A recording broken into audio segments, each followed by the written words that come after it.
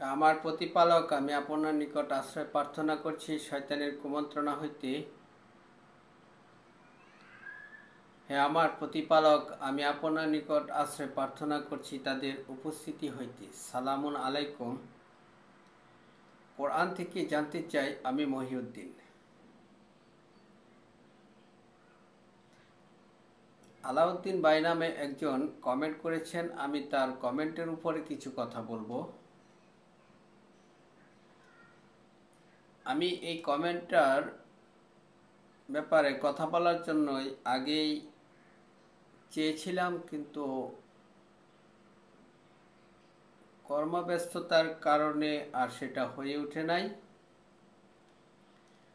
তো তিনি বলেছেন যে 1200 বছর যাবৎ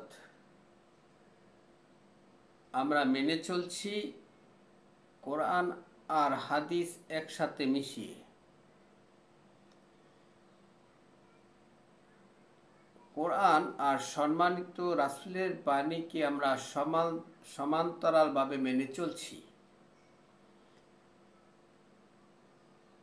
আর যারা কোরআনের আলোচনা করছে তাদের মধ্যে আলোচনার অসঙ্গতি আছে ব্যাখ্যাগত দিক দিয়ে।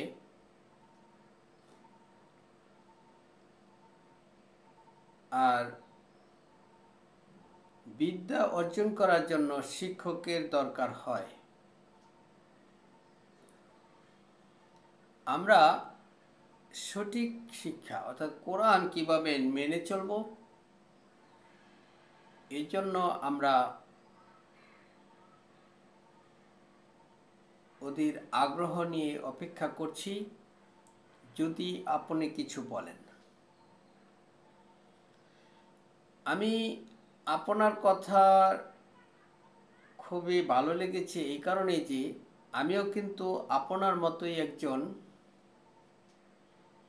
জানতে ইচ্ছুক সঠিকটা, অর্থাৎ আল্লাহর প্রদত্ত বিধান সম্পর্কে জানা আমি আপনার মতোই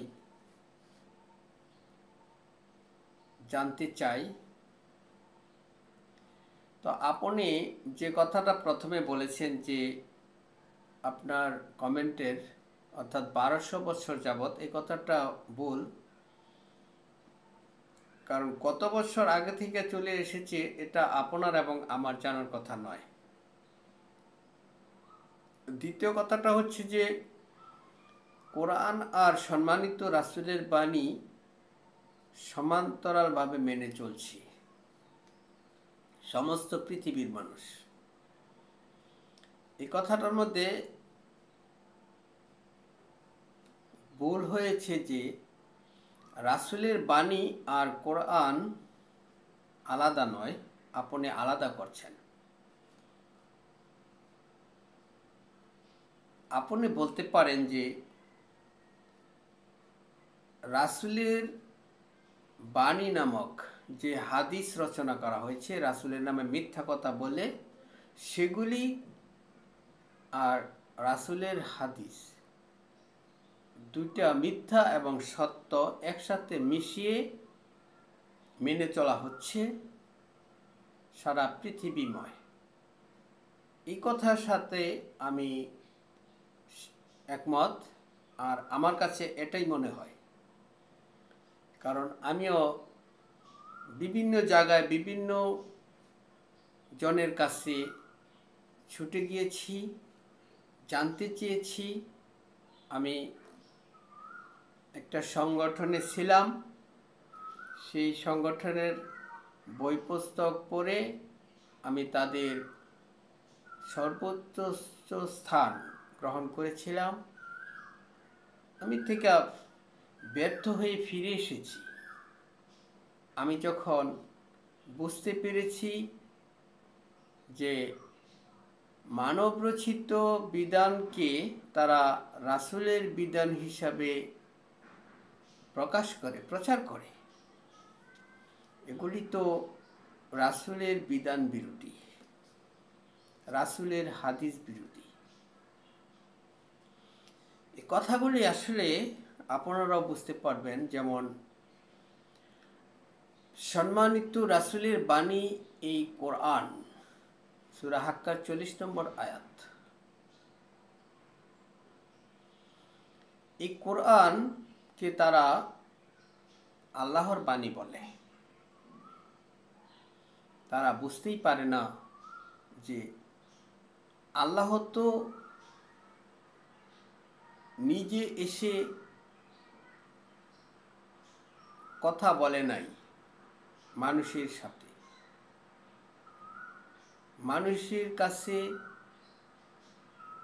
তার কথা, আল্লাহর বাণী তিনি প্রচার করেন নাই তিনি নিজে এসে। তিনি তো তার এই বিধান, আল্লাহর বিধান তিনি প্রচার করেছেন, প্রকাশ করেছেন, মানুষের কাছে নাজিল করেছেন রাসূলের উপর দিয়ে, অর্থাৎ রাসূলকে মাধ্যম হিসাবে ব্যবহার করে, রাসূলের মাধ্যমে তিনি এই বিধান নাজিল করেছেন। সেজন্য সম্মানিত রাসূলের বাণী আর কোরআন আলাদা নয়, এক জিনিস। কিন্তু আপনিও তাদের ফাঁদে পা দিলেন। আপনি বললেন যে রাসূলের, সম্মানিত রাসূলের বাণী আর কোরআন একসাথে সমান্তরালভাবে মেনে চলা হচ্ছে, কিন্তু না। তারা যে কথাটা বলছে রাসূলের নামে, অর্থাৎ হাদিস, আসলে সে কথাটা রাসূলের হাদিস নয়, তারা সেটা রচনা করে নিয়েছে। সেটা যদি রাসূলের হাদিস হয় তাহলে সেটা অবশ্যই এই কোরআনে থাকবে। এটা সম্মানিত রাসূলের কথা। এই কোরআন, সূরা হাক্কার 40 নম্বর আয়াত।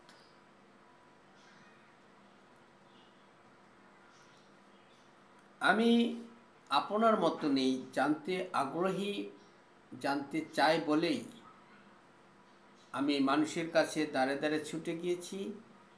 আর তারা আমাকে আমি জানতে চেয়েছি, আমি তাদের কাছে শিখতে চেয়েছি এই কোরআন। আপনি যে কথাটা বলেছেন যে বিদ্যা শিক্ষার জন্য শিক্ষকের প্রয়োজন, শিক্ষক লাগবে, আমিও একমত। কিন্তু এই কোরআনের শিক্ষক তো পাওয়া যায় না। আপনি যখনই, আমি গিয়েছি সেজন্য বলছি, আমার অভিজ্ঞতা থেকে বলছি, যখনই কোরআন শিখতে যাবেন কারো কাছে, তখন সে আপনাকে কোরআন শিখাবে মানব রচিত বিধান দিয়ে। চিন্তা করে দেখেছেন কত বড় জালিম? কোরআন বুঝাবে, কোরআন ব্যাখ্যা করবে মানব রচিত বিধান দিয়ে, অথচ কোরআনই বলেছে এই কোরআনই কোরআনের ব্যাখ্যা। আর সেই মানবরচিত বিধানকে তারা কি বলছে?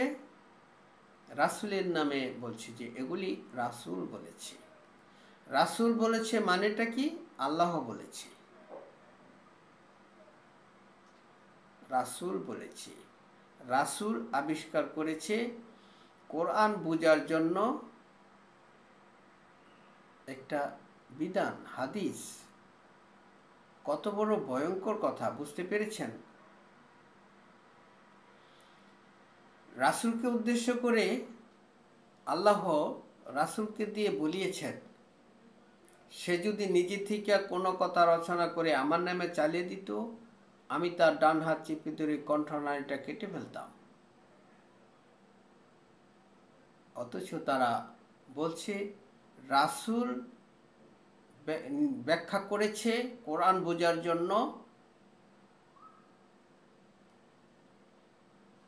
কোরআনে ছাড়াই, কোরআনকে বোঝার জন্য। অথচ কোরআনই হচ্ছে রাসূলের হাদিস, রাসূলের বাণী। রাসূলের বাণী, রাসূলের হাদিস তো তার ব্যাখ্যা তিনি বুঝিয়েছেন। রাসূলকে অনুসরণ করতে হবে কিভাবে, সেটাও রাসূলের হাদিসে উল্লেখ করা হয়েছে। সূরা নিসার ৬৪ নম্বর আয়াতে আল্লাহ বলে দিয়েছেন, আমার রসুলকে আমি এই জন্যই প্রেরণ করেছি যাতে করে আমার বিধান দিয়ে তাকে অনুসরণ করা হয়, তাকে মেনে চলা হয়। তাহলে এই কোরআন সম্মানিত রাসূলের বাণী, এই কোরআন দিয়েই তো রাসূলকে অনুসরণ করতে হবে, জানতে হবে। এটি হচ্ছে কোরআনের শিক্ষা। তারা পুস্তক লিখেছে রাসূলের নামে মিথ্যা কথা বলে যে এগুলি রাসূল বলেছে কোরআন বোঝার জন্য, রাসূলকে জানার জন্য। অথচ আল্লাহ তাদের ব্যাপারে বলেছেন তাদের জন্য ধ্বংস, যারা নিজ হাত দিয়ে কিতাব রচনা করে বলে যে এটি আল্লাহরই কথা। সূরা বাকারার ৭৯ নম্বর আয়াত। তো তারা কি করছে? এমন কিতাব লিখছে যে কিতাবটা বলা হচ্ছে যে এটা রাসূলের হাদিস, রাসূলের কথা। চিন্তা করেছেন, রাসূলের কথা মানেই তো হচ্ছে আল্লাহর কথা। রাসূল যা বলেছে সেটা তো আল্লাহ বলতে বলেছেন বলেই বলেছে। সেটাই তো আল্লাহ বলেছেন যে তাদের জন্য ধ্বংস, যারা নিজ হাত দিয়ে কিতাব রচনা করে বলে যে এটি আল্লাহরই কিতাব। তারা বলছে কি রাসূলের বাণী, অর্থাৎ আল্লাহর বাণী। তারা ধ্বংসপ্রাপ্ত ব্যক্তি। আমি তো ফিরে এসেছি এজন্যই যে তারা মানবরচিত কিতাবকে বলছে এটা রাসূলের কিতাব, রাসূলের বাণী। মানবরচিত কথাবার্তাকে বলছে রাসূলের কথা। অথচ আল্লাহ বলছে সে নিজে থেকে কোনো কথা বলেন না, যা বলেছে সেটা ওহী। সূরা নাজমের ৩-৪ নম্বর আয়াত। যদি সে বলতো তাহলে আমি তার ডান হাত চেপে ধরে কণ্ঠনালীটা কেটে ফেলতাম। এভাবেই তো শিক্ষক লাগবে। এই শিক্ষক তো আপনি আমি খুঁজে পাচ্ছি না। কারণ হচ্ছে কি, তাদের কাছে শিখতে গেলে কোরআন, তারা শিখায় তাদের স্বরচিত কিতাব, যে কিতাব আবার রাসূলের নামে মিথ্যা কথা বলছে যে এগুলি রাসূলের কথা। সেই জন্যই আমি ফিরে এসেছি। আর আপনিও জানতে চাচ্ছেন কিভাবে মনকে সান্ত্বনা দিবেন, কিভাবে সঠিক পথে চলবেন। এরপর আপনি বলেছেন যে যারা কোরআনের কথা বলে, শুধু কোরআনের কথা বলে, কোরআন মেনে চলে, তাদের ব্যাখ্যায় এবং তাদের কথায় তো অসঙ্গতি, মিল নাই। আমিও আপনার সাথে একমত যে আসলেই মিল নাই। তারা শুধু কোরআনের কথা বলে বলে তারা এমন কথাও বলে যেগুলি বলা ঠিক নয়। তারা সে কথাও বলে। তারা অনেকে নিজেদেরকে পবিত্র মনে করে, নিজেদেরকে জ্ঞানী মনে করে, এরকমভাবেও কথা বলা উচিত নয়। সূরা নিসার ৪৯ নম্বর আয়াতে রসুলকে বলেছেন, উদ্দেশ্য করে রসুলকে দিয়ে বলিয়েছেন যে আপনি কি তাকে দেখেছেন যে নিজেকে পবিত্র মনে করে, অথচ আমি যাকে ইচ্ছা পবিত্র করে থাকি। রসুলকে বলছেন আপনি কি তাকে দেখেছেন যে নিজেকে পবিত্র মনে করে। তো যারা কোরআনের কথা বলে আবার নিজেকে পবিত্র মনে করে যে তারটা সঠিক, অমুকেরটা বেসঠিক। দেখুন, সঠিক বেসঠিক পরে হবে। আপনি তো শুধু প্রচার করবেন এই কোরআন। এতে সব নির্ণয় করবে আল্লাহ, কে সঠিক কে বেসঠিক। কেউ তো কিছু করার ক্ষমতা পারে না। কেউ কারোর জন্য কিছুই করতে পারে না। সে নিজের জন্য নয়, আল্লাহর ইচ্ছা ছাড়া কেউ ঈমানও আনতে পারে না। তো আপনি কোরআনের শিক্ষক, কোরআনের কথা বলেন, তাহলে এমন সব কথা ব্যবহার করবেন কেন যে কথা দ্বারা প্রমাণ হয় যে আপনি নিজেকে পবিত্র মনে করছেন, জ্ঞানী মনে করছেন। যা আছে কোরআনে তাই তো বলবেন। আমিও তো বলবো, আমিও তো জানতে চাই। আমার আলোচনা, এই কথাবার্তা একমাত্র কোরআন থেকেই হওয়া উচিত। কোরআনে যা আছে তাই বলবো। দেখুন, সূরা বাকারার 38 নম্বর আয়াতে আল্লাহ রাব্বুল আলামিন বলেছেন, আদম নবীকে যখন তিনি পৃথিবীতে প্রেরণ করবেন তখন বলেছেন যে তোমাদের কাছে আমার বিধান পর্যায়ক্রমে যাবে, যারা মেনে চলবে তাদের কোনো ভয় নাই। এই বিধান মেনে চলার জন্য কিছু জানার দরকার আছে, কিভাবে মেনে চলব। এই বিধান মেনে চললে তাদের কোনো ভয় নাই। দেখুন সূরা বাকারার 62 নম্বর আয়াতে আল্লাহ রাব্বুল আলামিন বলেছেন তার রসুলকে দিয়ে,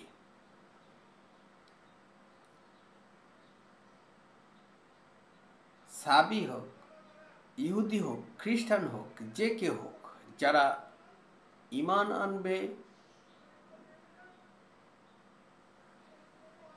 এই কিতাবে, যারা মেনে চলবে এই কিতাব, যারা ঈমান আনবে আর বিশ্বাস করবে পরকাল আর সৎকর্ম করবে, তাদের কোনো ভয় নাই।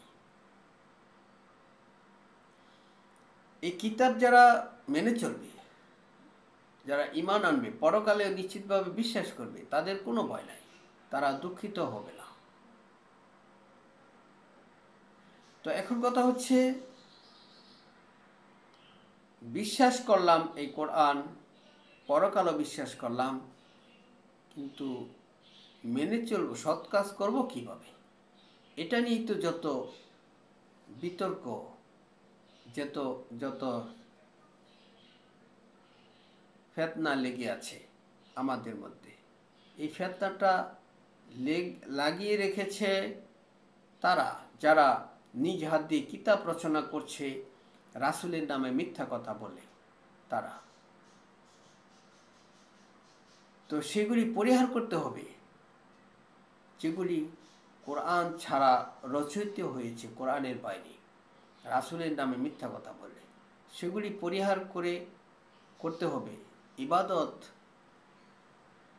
মানে সৎ কাজ করতে হলে, দেখুন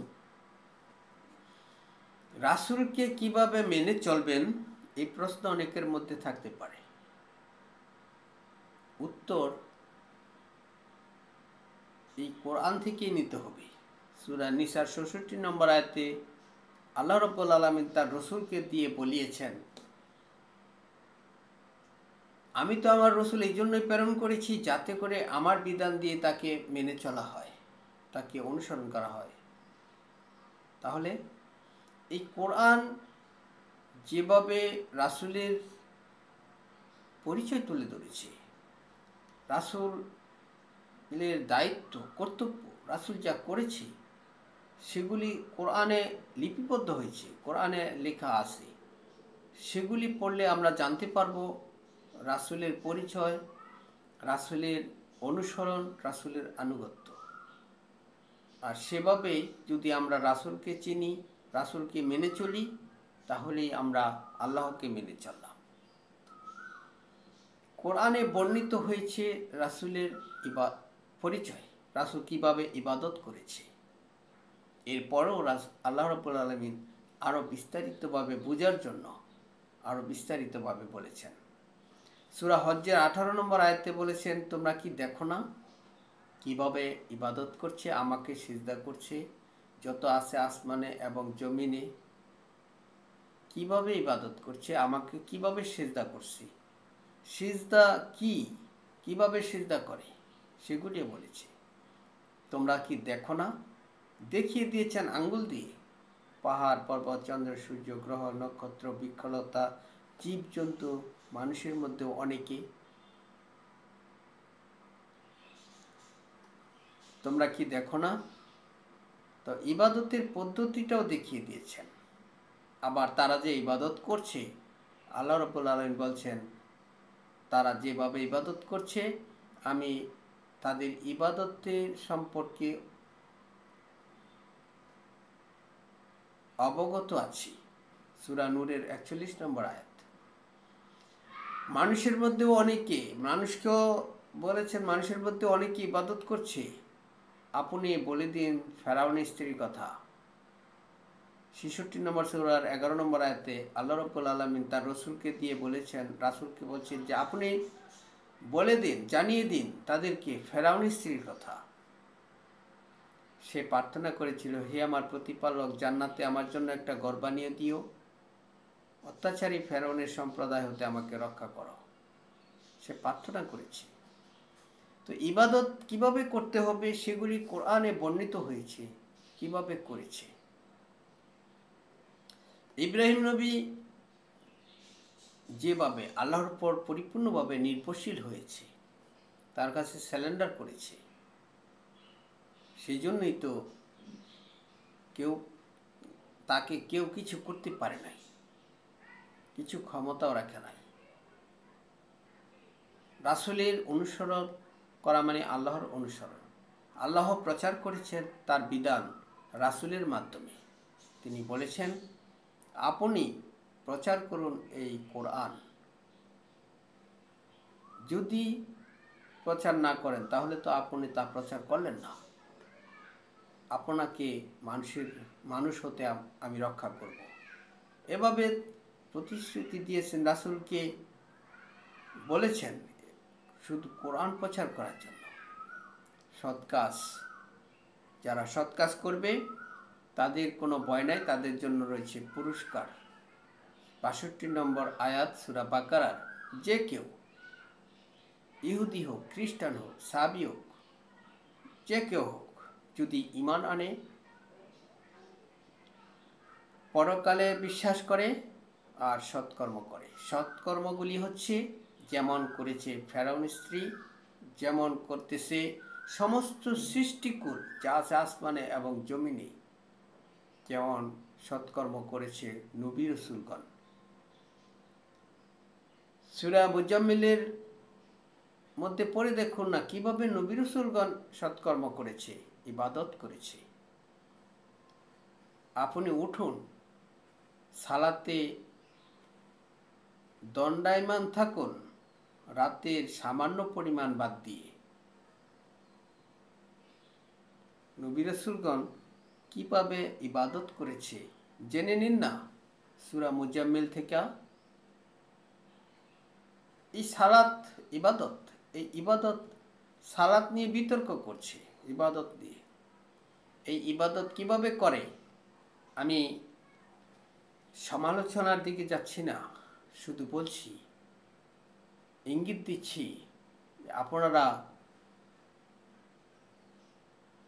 পবিত্রতা জাহির করবেন না।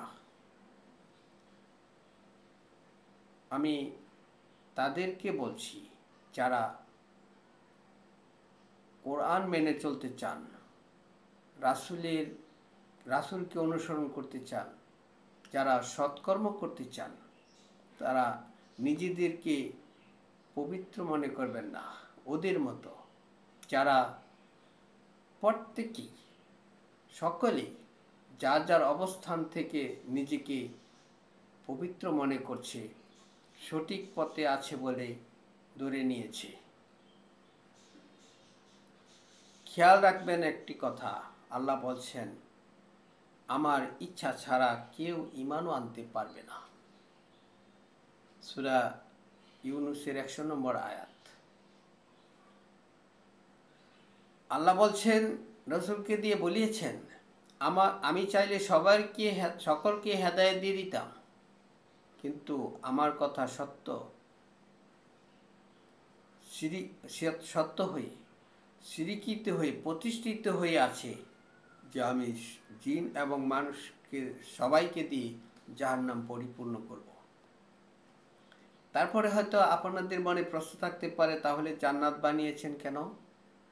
তিনি জান্নাত বানিয়েছেন এজন্যই যে তিনি বলেছেন, আমি অত্যন্ত ক্ষমাশীল এবং দয়ালু। তিনি যাকে দয়া করবেন তাকে ছাড়া তিনি কাউকে জান্নাতে নেবেন না, এটা তার ইচ্ছা। তিনি কিন্তু সৃষ্টিগতভাবে জিন এবং মানুষ হচ্ছে জালিম, অজ্ঞ, মূর্খ। তিনি বলেছেন যে আমি এই বিধান, এই কোরআন আমি পেশ করেছিলাম আসমান, জমিন এবং পাহাড়ের নিকট, পর্বতের নিকট, কিন্তু তারা সেটা নিতে অস্বীকৃতি জানালো, তারা নিতে চাইল না। কিন্তু মানুষ বড়ই জালিম, অজ্ঞ মূর্খ এটা গ্রহণ করেছে। এই মানুষদেরকে তিনি জানেন তখন থেকে, যখন তিনি মাটি থেকে সৃষ্টি করেছেন। সূরা নাজমের 32 নম্বর আয়াত। অতএব তারা যেন নিজেদেরকে পবিত্র মনে না করে, পবিত্র মনে অর্থাৎ নিজেরা সঠিক পথে আছে বলে নিজেদেরকে প্রচার না করে, প্রকাশ না করে। তারা যেন সারেন্ডার করে, আমরা অপরাধী, আমাদেরকে যদি আল্লাহ ক্ষমা না করেন, দয়া না করেন, তাহলে ধ্বংস হয়ে যাব, যে কথাটা আদম এবং তার স্ত্রী বলেছিল। আমরা তো জালিম, আপনি যদি আমাদেরকে ক্ষমা না করেন, আমরা তো ধ্বংস হয়ে যাব। সূরা আরাফের 23 নম্বর আয়াত। এগুলি স্মরণ রাখবেন, কারণ নিজেকে পবিত্র মনে করবেন না। সকলেই কিন্তু অপরাধী। আল্লাহর দয়া ছাড়া কেউ জান্নাতে যেতে পারবে না। তাদেরকে সৃষ্টি করা হয়েছে জিন এবং মানুষকে, এবং তারা জাহান্নামী হিসেবে তাদেরকে সৃষ্টি করা হয়েছে। কেন তারা জাহান্নামী সেটা আল্লাহ ছাড়া আর কেউ জানেন না। তিনি বলছেন, আমি জানি তাদেরকে, যখন তাদেরকে মাটি থেকে সৃষ্টি করি। অতএব নিজেদেরকে যেন তারা পবিত্র মনে না করে নিষেধ করেছি। অর্থাৎ তোমরা আত্মসমর্পণ না করে মৃত্যুবরণ করিও না। আমি সৃষ্টি করেছি জিন এবং মানুষ আমার ইবাদত করার জন্য। তারা ইবাদত করবে, কিন্তু তারা ইবাদত করবে জান্নাতে যাওয়ার জন্য, কিন্তু তারা ইবাদতকারী নয়। তারা করবে ইবাদত, তারা সারেন্ডার করবে, কিন্তু তারা সারেন্ডারকারী নয়। তারা সারেন্ডার করতে হবে, তারা পাপী। দেখুন সূরা ইউসুফের 53 নম্বর আয়াতে নবী রসুল অর্থাৎ ইউসুফ নবী বলছেন, আমি তো আমার নিজেকেও নির্দোষ মনে করি না। প্রত্যেকটা মানুষই অপরাধী, তবে ওই ব্যক্তিটা ছাড়া যার প্রতি আমার প্রতিপালক দয়া করে। ইউসুফ নবী নিজেকেও নির্দোষ মনে করেন নাই। তিনি নিজেকেও দোষী মনে করেছে এবং বলছে, প্রতিপালক যার প্রতি দয়া করে সে ছাড়া সকলেই অপরাধী, আমি নিজেও নির্দোষ নই। তো এ কথাটাই খেয়াল রাখবেন যে সমালোচনা আর যাই হোক, যেটাই হোক, কিন্তু নিজে সঠিক পথে আছি বলে, নিজে পবিত্র আছি এমনটি দাবি করা কোনো ইমানদারের কাজ নয়, রাসূলের অনুসারীর কাজ নয়। সূরা আহকাফের 9 নম্বর আয়াতে রাসূল বলেছেন, আমি তো নতুন কোনো রাসূল নই, আমি জানি না আমার এবং তোমাদের সাথে কি আচরণ করা হবে। আমার প্রতি ওহী করা হয়, আমি শুধু ওহীর অনুসরণ করি। আমি সুস্পষ্ট সতর্ককারী মাত্র। আমি তোমাদেরকে শুধু ওহীর দ্বারাই সতর্ক করছি। সে নিজে থেকে বানিয়ে কোনো কথা বলেন নাই। সূরা আম্বিয়ার 45 নম্বর আয়াতে আল্লাহ বলছেন, রসুলকে দিয়ে বলিয়েছেন, আপনি বলুন, আমি শুধু ওহীর দ্বারাই তোমাদেরকে সতর্ক করছি। অতএব সান্ত্বনা পেতে হলে, নিশ্চিন্তায় থাকতে হলে আমাদেরকে যে কাজটি করতে হবে সেটি হচ্ছে পরিপূর্ণভাবে আল্লাহর উপর নির্ভরশীল হতে হবে। বিশ্বাস করতে হবে যে আল্লাহর ইচ্ছা ছাড়া কেউ ঈমানও আনতে পারবে না, এটা তাকে বুঝতে হবে। এই কথাটা যারা বুঝে না, তাদের দিলের মধ্যে মোহর মেরে দেওয়া হয়, অর্থাৎ ঈমান আনার রাস্তাটুকুই তাদের কাছ থেকে কেড়ে নেওয়া হয়। তারা আর ঈমান আনতে পারবে না, তারা প্রতিষ্ঠ। অর্থাৎ তারা সারেন্ডার করতে হবে, পরিপূর্ণভাবে মেনে নিতে হবে। তাদেরকে এমনভাবেই সৃষ্টি করা হয়েছে, এই বিধান নাজিল করা হয়েছে এই মানুষের উপর, আর এই মানুষ সেটা গ্রহণ করেছে, কারণ তারা জালিম, তারা অজ্ঞ, তারা মূর্খ। এই বিধান নাজিল করা হয়েছিল, পেশ করা হয়েছিল আকাশ এবং জমিনের নিকট, পাহাড়ের নিকট, কিন্তু তারা সেটা গ্রহণ করে নাই। মানুষ গ্রহণ করেছে, মানুষ অতিশয় জালিম, অজ্ঞ। তাহলে এখন কথা হচ্ছে যে আপনি বলেছেন অশান্ত মনকে কিভাবে সান্ত্বনা দিব। সান্ত্বনার বাণী শুনতে চান? সান্ত্বনার বাণী তো হচ্ছে এই কোরআন, যেখানে বলা হয়েছে তাদের কোনো ভয় নাই, কোনো চিন্তা নাই, তাদের জন্য রয়েছে পুরস্কার যদি তারা ঈমান আনে আল্লাহর প্রতি, পরকালের প্রতি, আর সৎকর্ম করে। এই কোরআনের প্রতি যারা এই বিধান মেনে চলে তাদের কোনো ভয় নাই। সূরা বাকারার ৬২ নম্বর আয়াত। আমি এই বিধান নাজিল করেছি, আমি তোমাদের প্রতি এই আমার বিধান যাবে, যারা এই বিধান মেনে চলবে তাদের কোনো ভয় নাই। তাহলে মেনে চলার পদ্ধতিগুলি এই কোরআন থেকেই জানতে হবে। আর কোরআনের শিক্ষক ওই লোকই হবে যে লোক শুধু এই কোরআন দিয়েই কোরআন বোঝায়। কোরআনই হচ্ছে কোরআনের ব্যাখ্যা। আপনি কোরআনের শিক্ষক বড় বড় মুফতির কাছে, বড় বড় শায়েখের কাছে চলে যাবেন। আমিও গিয়েছি, কিন্তু ব্যর্থ হয়ে ফিরে এসেছি। তারা কোরআনকে বোঝায় মানব রচিত কিতাব দিয়ে, রাসূলের বিধানকে বোঝায়, রাসূলের বাণীকে বোঝায় মানব রচিত বাণী দিয়ে, আবার মিথ্যা কথা বলে রাসূলের নামে, যেটি রাসূল বলেছে। সাবধান, সতর্ক হন। রাসূল শুধু সতর্কই করেছেন, সুসংবাদ দিয়েছেন জান্নাতের, সতর্ক করেছেন জাহান্নামের। অর্থাৎ জান্নাতে যেতে হলে আল্লাহর অনুগ্রহ এবং দয়া লাগবে, কারণ হচ্ছে মানুষ সৃষ্টিগতভাবেই জাহান্নামী। আর তিনি জান্নাত সৃষ্টি করেছেন তার অনুগ্রহ এবং দয়ার কারণে। তিনি অত্যন্ত ক্ষমাশীল এবং দয়ালু। তিনি জানেন কাকে তিনি ক্ষমা করবেন। সেজন্যই রসুলগণ, নেক বান্দাগণ যাদের প্রতি তিনি দয়া করেছেন তারা ছিল বিনয়ী, নম্র, তারা ছিল সিজদাকারী। এই সিজদা যেভাবে করেছে, সমস্ত সৃষ্টিকুল যেভাবে সিজদা করছে ঠিক সেভাবে, অর্থাৎ আল্লাহর কাছে নিজেকে সুপর্দ করে দিয়েছে। তার কাছে সে কিছুই রাখে নাই, সে কাউকে ভয় করে না, একমাত্র আল্লাহকেই ভয় করে। সে কারো কাছে কিছু চায় না, একমাত্র আল্লাহর কাছেই চায়। সে কোনো কিছুই মেনে চলে না, একমাত্র আল্লাহর বিধানই মেনে চলে।